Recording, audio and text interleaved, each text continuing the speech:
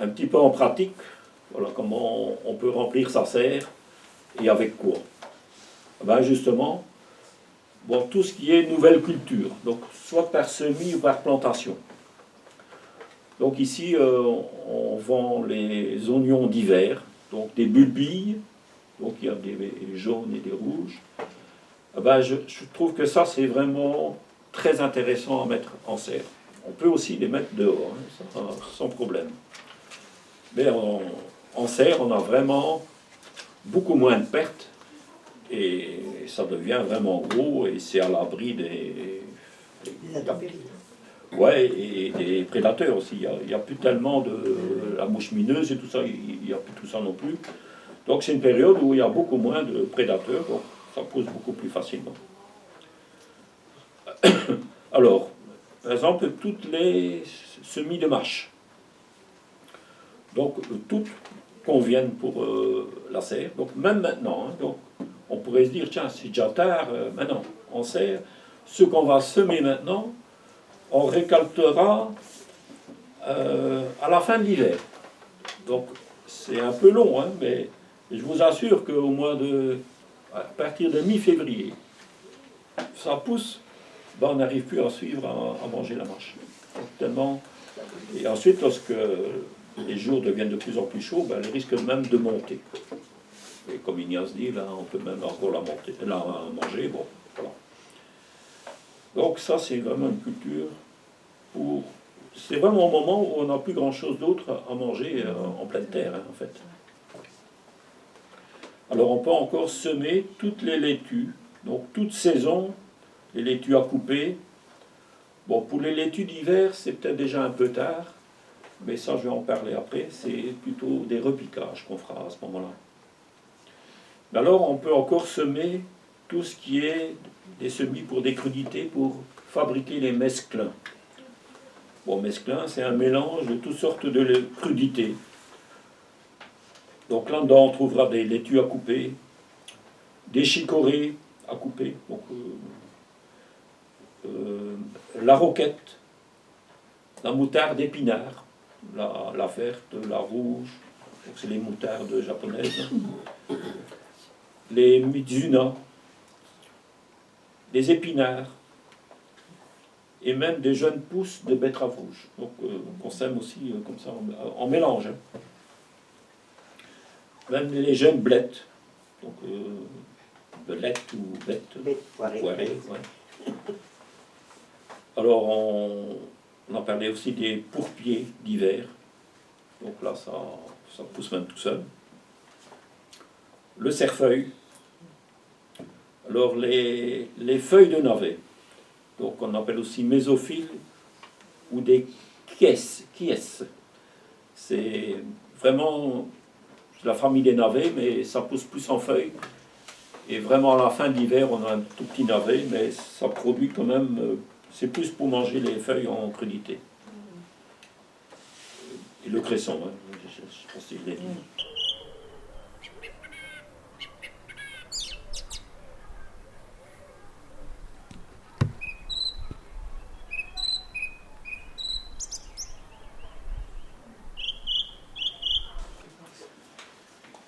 Alors, ce qu'on peut planter, ce que Ignace a dit aussi, c'est les échalotes destinées à manger en verre. Donc là aussi, on recoupe régulièrement les feuillages qui repoussent. Donc on peut faire ça aussi avec des ciboulettes, chinoises. La ciboule, c'est tout ce genre de légumes, des aliacées que l'on peut manger en condiment. Alors, les légumes qui ont été semés à l'extérieur et que l'on va repiquer à l'intérieur. Donc, c'est vraiment l'inverse de ce qu'on fait au printemps. Donc, au printemps, on sème en serre sous protection et on repique à l'extérieur. Ici, c'est ce qu'on a semé à partir de mi-août, septembre, en pleine terre à l'extérieur. C'est des petites plantes qu'on va venir rapatrier dans la serre. Quand on a de la place. Alors, dans tout ça, qu'est-ce qu'on a? Les laitues toute saison, et surtout les laitues d'hiver qu'on a semées à partir de mi-août et même en septembre, et qu'on repique à l'intérieur. Donc les laitues à couper, les laitues romaines, Ignace a parlé aussi. Donc au plus petits sont les plants, au mieux ils vont passer l'hiver, et au plus tard qu'on les aura, mais on les aura vraiment au moment où on n'a plus grand-chose dehors. Donc à partir de février, mars, c'est souvent le creux en crudité qu'on n'a plus. À l'extérieur, eh ben, on aura encore plein de choses à manger en serre. Alors souvent ces plants sont même petits, et on se dit, ben, ça peut être des escaroles, ça peut être des laitues, on se dit, ben, si je repique à distance, à 25-30 cm, ça fait quand même beaucoup. Donc on ne sait pas en mettre beaucoup. Ah ben non, c'est repiquer plus serré. Et alors, au fur et à mesure de l'hiver, quand ça poussera, si vous voyez que ça commence à gêner, ben vous en enlevez une sur deux. Et voilà, c'est comme si vous avez démarré. Ouais, démarré, éclairci des semis. Mais vous avez serré vos repiquages. Et entre deux, voilà, vous venez retirer et les autres auront de la place pour continuer à pousser et se développer.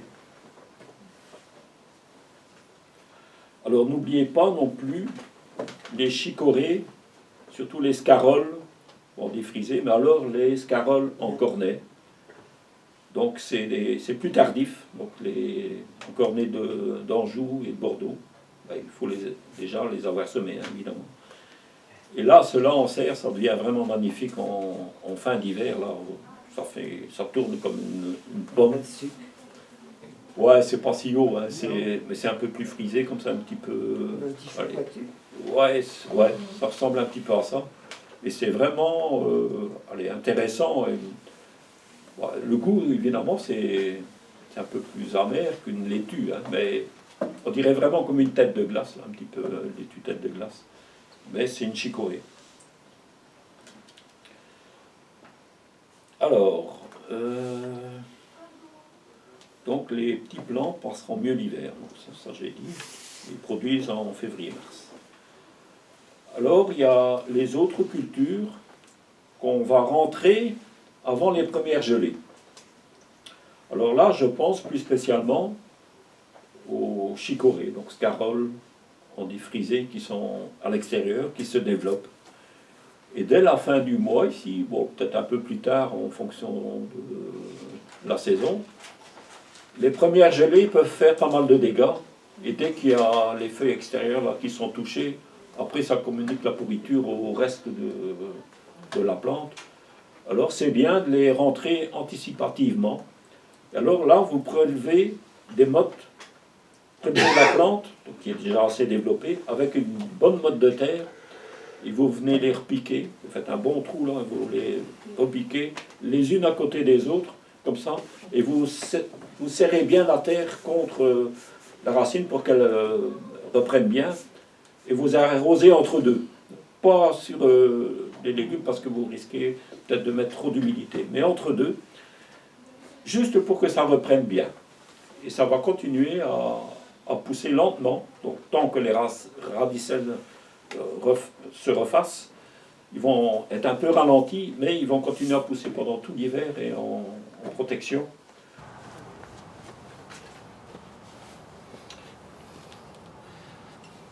Voilà, je viens de prélever ici des laitues à l'extérieur. Et avec une motte de terre.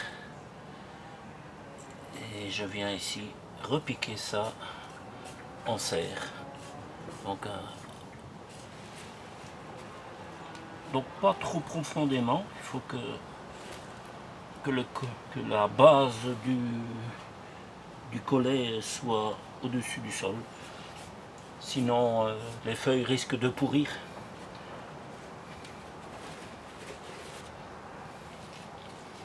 Voilà. Je mets plus ou moins en quinconce. Voilà. Donc ici, je vais recommencer une nouvelle rangée.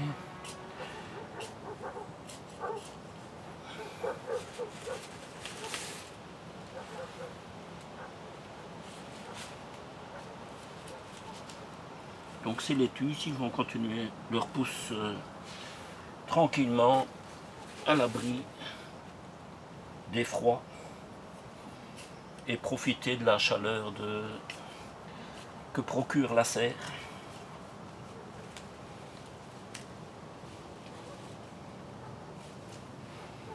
Plus petit ici.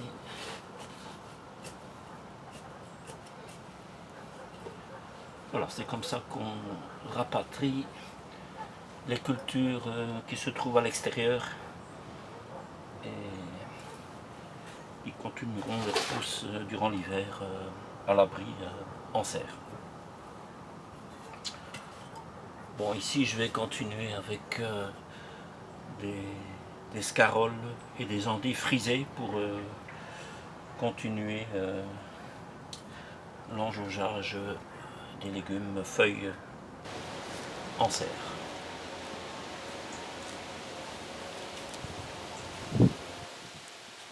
Voilà, ici nous sommes un coin du jardin tout près de la Grande Serre où on avait déjà repiqué des laitues, des scaroles, des endives frisées. Et comme c'était un peu tard, la pousse, à cause de la sécheresse évidemment, a pris du retard. Alors du coup, ces scaroles sont occupées de pousser, mais risquent peut-être bien de ne pas arriver à terme avant les premiers froids.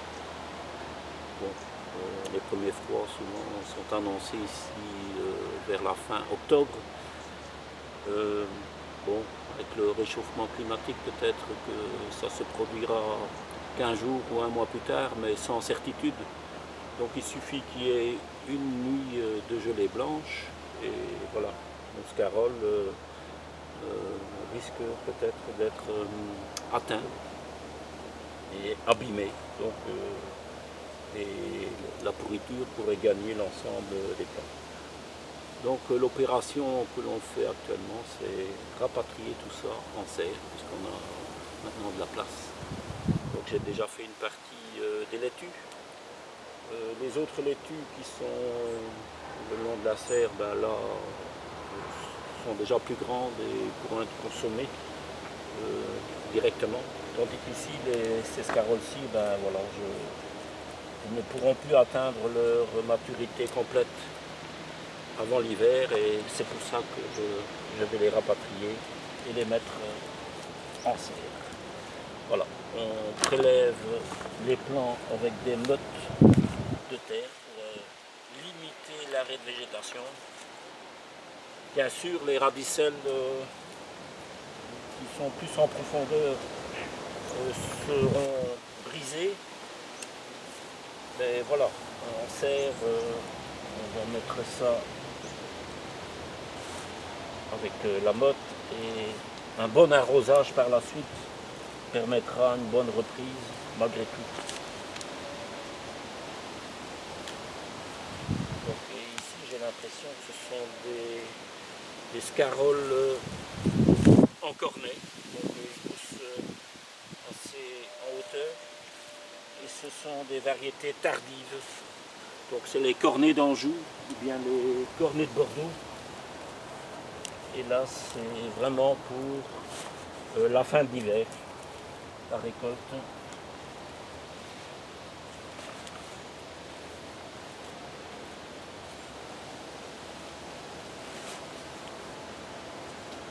Ben voilà, donc tout doucement, on va rapatrier un peu le maximum ici de cette rangée-ci. Donc il y a encore des endives frisées, même des chicorées sauvages, donc des chicorées sauvages italiennes, qui elles pourraient éventuellement rester en pleine terre. On verra un peu la place que l'on a en serre. Bon, je vais placer ça.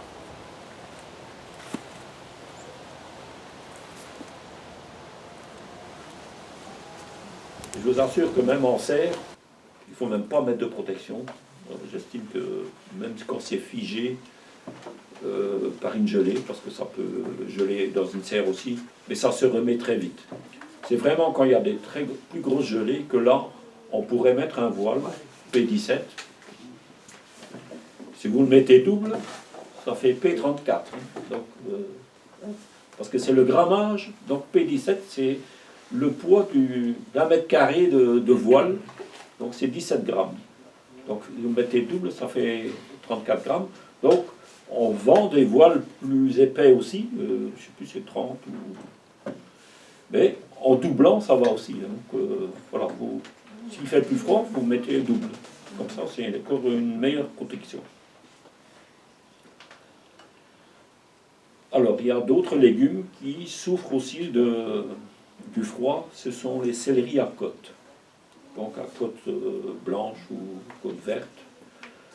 Ben, ceux-là, c'est assez sensible au froid aussi. Donc première gelée, ben, voilà, ça commence à pourrir et vous ne savez plus rien garder de bon. Alors là aussi, vous rentrez vraiment le plant en entier et vous faites comme les scaroles, vous mettez dans un trou, tassez bien la terre. Et là, on peut encore les garder 15 jours, 3 semaines. Mais après, ça commence à se gâter aussi. Donc voilà, ça permet quand même de prolonger de 3 semaines de plus.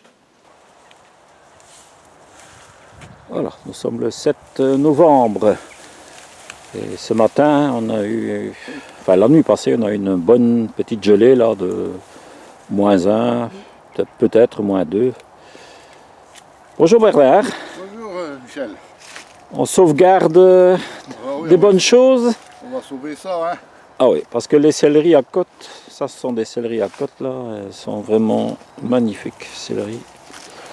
Et c'est vrai que ça craint la gelée. Et ici, bon, apparemment il n'y a pas eu de dégâts. Mais voilà, c'est des céleris à côte jaunes. Ils sont magnifiques. Alors ce qu'il y a aussi, c'est qu'il y a la visite des rongeurs par le dessous aussi, qui ont déjà fait chuter quelques pieds. Ouais.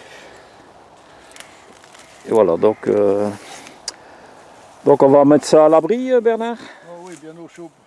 Donc ouais, ils vont prendre place dans la serre. Donc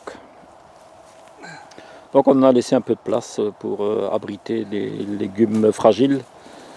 Et comme ça, dans les semaines qui viennent, on peut encore les consommer tant que les gelées n'atteignent pas vraiment l'intérieur de la serre. Ben, comme ça, on aura déjà consommé pas mal de légumes ainsi protégés. Et cette année, ils sont vraiment exceptionnellement beaux.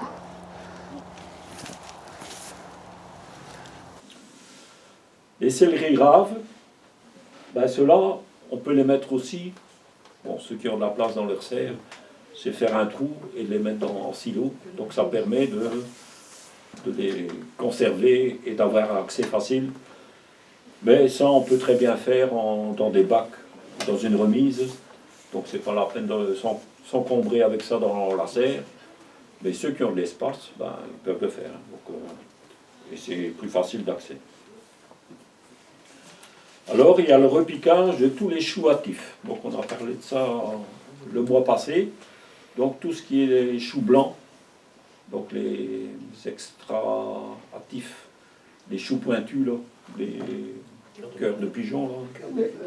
Cœur de bœuf, oui, voilà. Ouais, ouais, je crois que ça s'appelle cœur de pigeon aussi, je pense. Non, le cœur de bœuf, c'est cœur de bœuf. Ouais. Voilà, cœur de bœuf. Eh ben ça va très bien aussi. Donc, il faut mettre des choux qui ne prennent pas trop d'ampleur. Donc, c'est pas la peine de mettre des gros choux d'hiver, roi d'hiver, parce que ça prend... Il faut beaucoup de feuilles, ils prennent beaucoup trop de place, mais ces petits choux-là, ça marche très bien. Alors, il y a les choux-fleurs hâtifs, qu'on a aussi semés en mi-août. Donc, d'Erfurt et de Malines. Et ceux-là aussi, ils ne viennent pas trop grands et ils peuvent aussi venir en serre. Et là, on les espace un peu plus parce que, bon, malgré tout, un chou, ça développe quand même plus qu'une laitue. Alors, il ne faut pas mettre trop trop serré parce qu'alors ce qui est entre deux n'a plus assez de lumière. Et ces choux-là, ben, on va les récolter en avril-mai l'année suivante. J'ai même essayé avec des romanesco, et ça a très bien marché, mais seulement la plante elle devient énorme. Donc, encore beaucoup plus qu'en pleine terre, mais j'ai eu de beaux choux romanesco, là, et ouais, ça a bien résisté. Alors, en fin d'hiver, on peut encore venir semer des carottes carottatives, donc très tôt, donc à partir de mi-février, quand la température augmente, donc on met des carottes hâtives, donc genre d'Amsterdam, les touchons, ou même tout simplement les nantaises, les mi-longues. Et alors ça, souvent, moi je fais ça entre mes semis de mâche. Alors ce qu'on peut encore mettre fin d'hiver, c'est les petits pois hâtifs. Moi je recommande de mettre des pois mange-tout, nains, genre Norly. Je dis nains parce qu'en serre, ils vont venir beaucoup plus haut. Alors qu'en pleine terre, ils vont peut-être se limiter à 50-60 cm, mais en serre, meilleur, et ils poussent beaucoup plus. Et ils viennent facilement à 1 mètre, même plus. Et ça, ces petits pois-là, au printemps, avec les carottes qu'on a semées là, enfin, ou des carottes qu'on a encore en silo, ben, on mange cela, ben, avec les petits pois, c'est bon. Bon, j'ai déjà un peu montré ça aussi, côté pratique, en serre. J'ai déjà fait pas mal de vidéos là-dessus, qu'on peut revoir sur le blog. Mais en gros, il faut partager sa serre en fonction des cultures qu'on va faire et en fonction du type de culture et de la durée. C'est-à-dire que, par exemple, les endroits où il y aura des tomates, ben, ce terrain-là doit déjà être libre ou plantable à partir d'avril. Donc si par exemple on a planté les oignons d'hiver aux endroits où on veut mettre les tomates, ça n'ira pas. Pourquoi? Parce que les oignons vont encore pousser jusqu'en mai-juin. Ils n'auront plus assez de lumière, la tomate elle vient beaucoup trop imposante. Donc moi, les endroits où je vais mettre les tomates, je mets plutôt tout ce qui est laitue, scarole, et des choses qui seront consommées pour, au moment où on viendra mettre les premiers plants de tomates. Par contre, de l'autre côté, où je mettrai les poivrons, aubergines, le développement de la plante est beaucoup moindre. Donc, on les plantera d'ailleurs souvent en mai-juin. C'est passé aussi. Et ben là, c'est là où je vais maintenant semer mes mâches, ressemer mes carottes, mes oignons. Voilà. Les oignons, je les écarte à 80 cm. Je fais une double rangée sur une légère butte. Je viens semer 2 lignes de mâches, comme ça, entre ces 2 buttes. Et alors, en février, mi-février, je sème mes carottes entre la mâche, si elle est encore là, parce qu'entre-temps, on aura déjà peut-être mangé. Et ensuite, il restera les oignons, 2 buttes d'oignons, avec des carottes au milieu. Et ensuite, ben, au fur et à mesure, en mai, juin, bon, on récoltera aussi les oignons, tout ça. Mais on peut déjà venir mettre ces poivrons. Ils sont encore petits, ils vont en rien gêner les cultures qui sont là présentes. Donc c'est un peu une gestion dans le temps et aussi le volume de la plante. Et en plus, les tomates auront quand même besoin plus d'eau que le poivron. Donc aux endroits où on mettra les tomates, ça ne conviendra pas aux oignons, parce que les oignons n'ont pas besoin justement trop d'eau. Mettez trop d'eau aux oignons d'hiver en serre, ils vont aussi moisir. Donc c'est pour ça que on délimite des zones où on arrosera moins et d'autres un peu plus. Voilà, nous sommes le 14 novembre, donc dans notre première serre, donc la plus grande. Voilà, on vient de terminer aussi la plantation de toutes sortes de laitues, des chicorées. Voilà, donc On a rentré des céleris, donc les céleris à côte, parce qu'elles sont quand même plus fragiles. Céleri côte blanche, céleri à côte verte. Donc ici, un peu des chicorées sauvages, donc un peu de tout. Verte agrumeau, castelfranco, etc. Donc des chicorées frisées. Alors ici des scaroles en cornet, donc un peu plus résistantes au froid. Donc on a pu constater les autres années que c'était celle-là qui résistait le mieux au froid.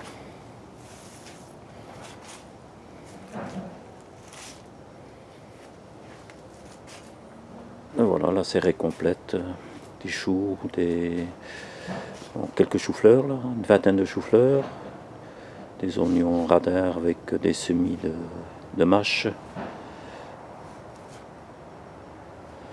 ici des scaroles,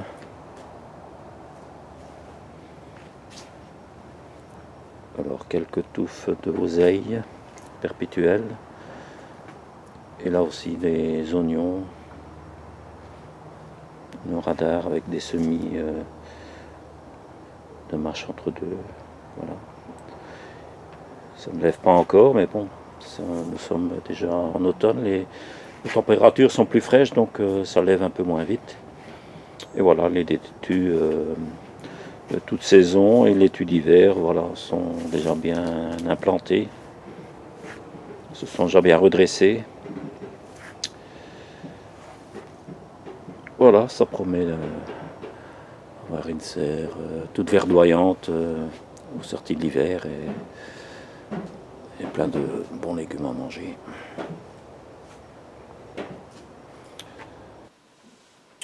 Ben voilà, j'ai déjà débordé d'un quart d'heure. Je vais vous relâcher. Bon appétit. Merci. Si c'est un Pierrot, ben bon appétit aussi. On fait les petits pois carottes aussi. Ouais, En ouais. fait, c'est toi qui fais la cuisine chez toi.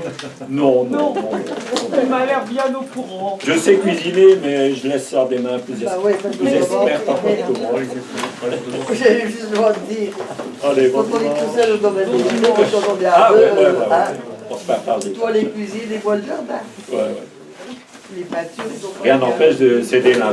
Ah bah oui, hein. Bah ouais. D'éplucher les légumes, toi tu fais. Mais il a l'air bien au courant quand même. Oh bah ouais.